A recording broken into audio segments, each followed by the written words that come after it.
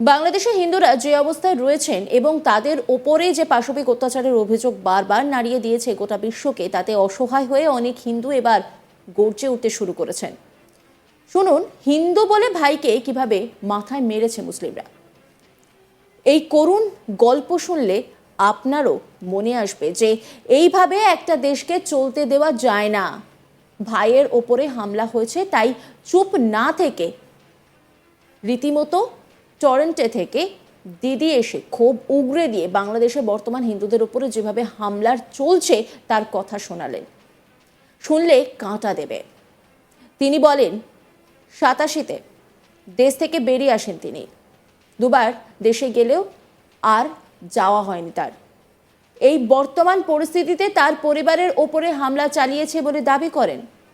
তার দিদির ছেলেকে মাথায় তালা মেরে কোমায় পাঠিয়ে শেষ করে দেওয়ার মতো ভয়ঙ্কর কথা শোনাচ্ছেন তিনি।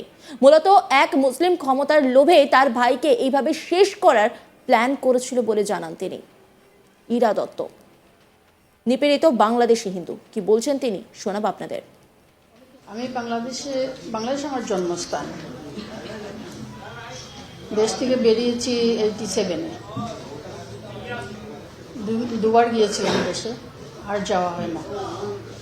আত্মীয় স্বজন আছে, ভাই বোন সবাই আছে ওই দেশে।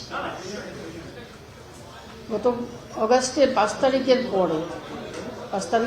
পরে যে ঘটনাগুলো ঘটেছিল, সেই ঘটনার মধ্যে আমার পরিবারের উপরে একটা হামলা হয়েছে। আমার বড় বোনের ছেলে সরকারি চাকরি করত। তার জুনিয়র কলিগ যখন গিয়ে সে ট্রান্সফার হয়ে গিয়ে জয়েন করলো, তার জুনিয়র কলিগ তখন থেকেই তার পিছনে লাগলো। বিভিন্ন সময় নানান কথাবার্তা বলতো, তাদের হার্ট করে কথা বলতো, হিংসা করে কথা বলতো, অনেক কিছুই করতো।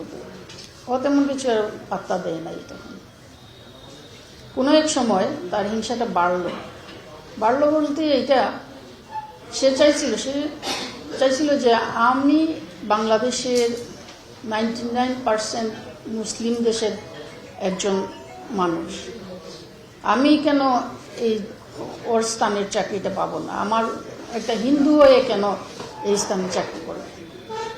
এটাই তার মূল উদ্দেশ্য ছিল। সেটা নিয়ে তার অনেক ভিতরে অনেক করে।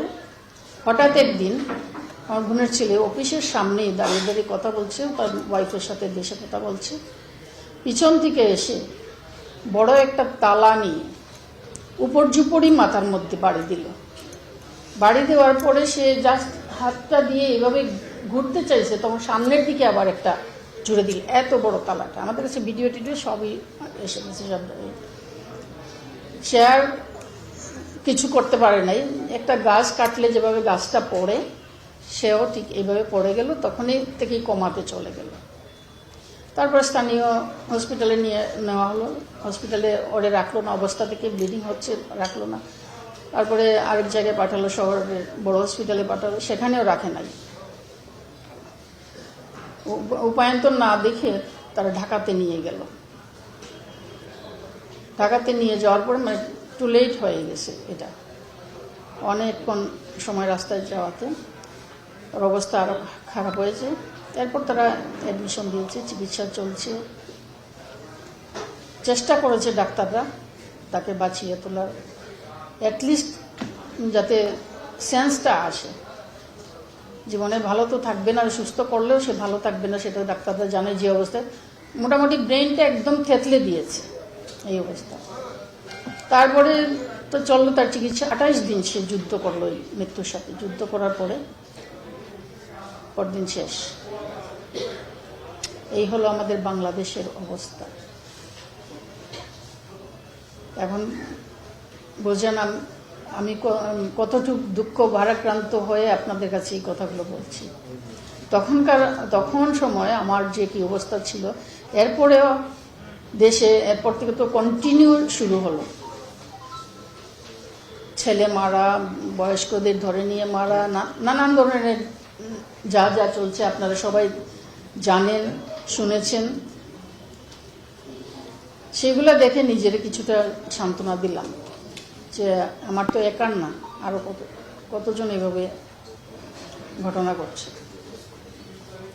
যাই হোক, আমি সেই বাংলাদেশেরই একজন মানুষ, আমার জন্ম এখানে, কিন্তু এখন আমার বাংলাদেশকে আমি চিনি না। না চিনার একমাত্র কারণ হলো এই এত হত্যা, লুট, গুম, জ্বালাও পোড়াও সবই আজকে চলছে একমাত্র একটা অবৈধ সরকারের এই বর্বর জানোয়ারদের কারণে। বাংলাদেশিদের এই পরিস্থিতিতে এবার নতুন করে যেন প্রতিবাদে গর্জে উঠেছেন হিন্দুরা।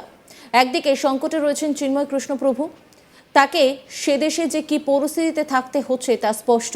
যে ছবি আদালত চত্বরে দেখা গেল তা আরো ভয়ঙ্কর, রীতিমতো আল্লাহু আকবার বলে চিৎকার শোনা গেল। এই পরিস্থিতি এবার হিন্দুদের এই আওয়াজ কি ইউনূসের কানে গেল? কবে হিন্দুরা নিরাপদে থাকতে পারবেন বাংলাদেশে, সেটাই এখন সব থেকে বড় প্রশ্ন। শোনালাম আপনাদেরকে সেখানে কিভাবে অত্যাচার হচ্ছে, কিভাবে নিপীড়ন হচ্ছে, এবং রীতিমতো বলা হচ্ছে যে মাথায় তালা দিয়ে মারা হয়েছে যাতে সে কোনোভাবেই আর সুস্থ না হতে পারে, তার জন্য আবারও আঘাত করা হয়। কি বলেছেন তিনি, শোনাবো আপনাদের। আমি বাংলাদেশ আমার জন্মস্থান। দেশ থেকে বেরিয়েছি 87-এ, দুবার গিয়েছিলাম দেশে, আর যাওয়া হয় না। আত্মীয় স্বজন আছে, ভাই বোন সবাই আছে ওই দেশে। গত অগাস্টে 5 তারিখের পরে যে ঘটনাগুলো ঘটেছিল, সেই ঘটনার মধ্যে আমার পরিবারের উপরে একটা হামলা হয়েছে। আমার বড় বোনের ছেলে সরকারি চাকরি করত, তার জুনিয়র কলিগ যখন গিয়ে সে ট্রান্সফার হয়ে গিয়ে জয়েন করলো, তার জুনিয়র কলিগ তখন থেকেই তার পিছনে লাগলো। বিভিন্ন সময় নানান কথাবার্তা বলতো, তাদের হার্ট করে কথা বলতো, হিংসা করে কথা বলতো, অনেক কিছুই করতো। ও তেমন কিছু আর পাত্তা দেয় নাই। তখন কোনো এক সময় তার হিংসাটা বাড়লো বলতে এটা সে চাইছিল যে আমি বাংলাদেশের 99% মুসলিম দেশের একজন মানুষ, আমি কেন এই ওর স্থানের চাকরিটা পাবো না, আমার একটা হিন্দু হয়ে কেন এই স্থানে চাকরি করবে। এটাই তার মূল উদ্দেশ্য ছিল। সেটা নিয়ে তার অনেক ভিতরে অনেক করে। হঠাৎ একদিন আমার বোনের ছেলে অফিসের সামনেই দাঁড়িয়ে কথা বলছে তার ওয়াইফের সাথে। দেশে অন্যান্য খবরের আপডেটের জন্য অবশ্যই নজর রাখুন আজ তাক বাংলার ইউটিউব স্ট্রিমিংয়ে। লাইক, কমেন্ট, শেয়ার এবং সাবস্ক্রাইব করতে ভুলবেন না।